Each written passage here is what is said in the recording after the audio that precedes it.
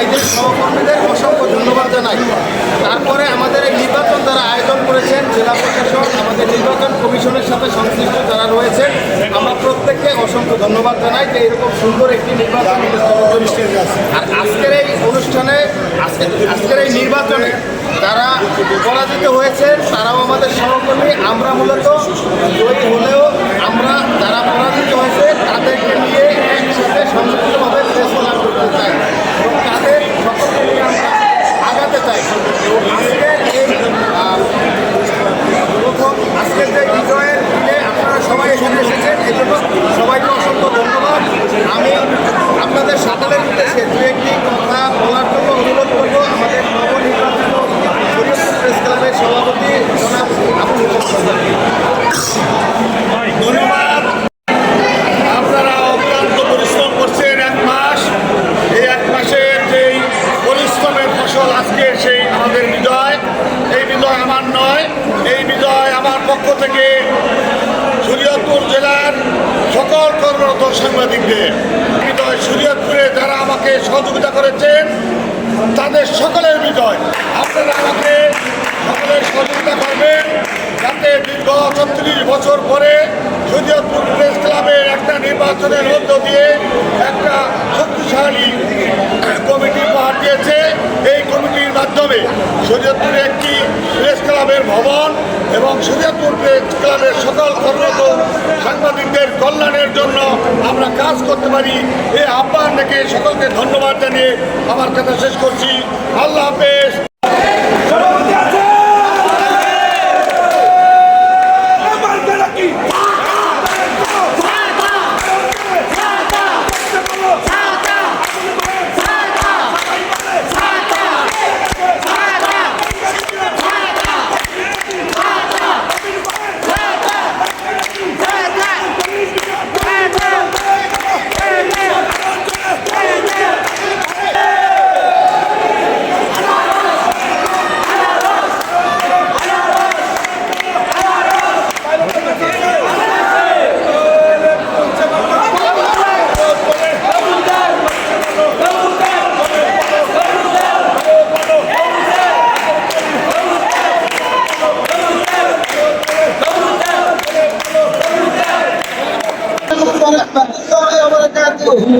শরীয়তপুর জেলার সৃষ্টি হওয়ার পরে সর্বোত্তম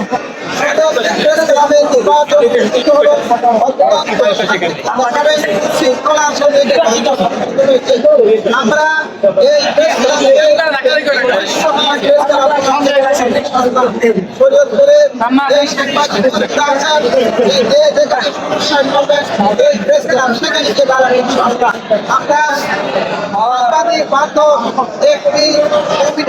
আমরা উপহার পেয়েছি, ইনশাআল্লাহ আমরা এখানে সাংবাদিকদের জন্য একটি কল্যাণ ফান্ড গঠন করবো যাতে করে সাংবাদিকদের কল্যাণে আমরা সেটি করতে পারি এবং শরীয়তপুর প্রেস ক্লাব হবে একটি বিশিষ্ট খবরকে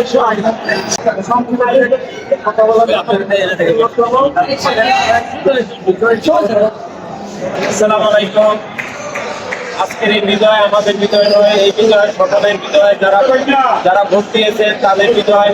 যারা এই নির্বাচনে অংশগ্রহণ করে আমরা নির্বাচিত হয়েছি শুভেচ্ছা স্বাগত। যারা ভোট দিয়েছেন তাদের শুভেচ্ছা স্বাগত।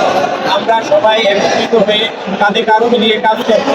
আগামীতে আমরা যেভাবে সাংবাদিকরা ভালোভাবে থাকতে পারি সেই নিয়ে আমরা কাজ করবো। সবাইকে ধন্যবাদ, সবার জন্য শুভেচ্ছা দেবো। আসসালামু আলাইকুম।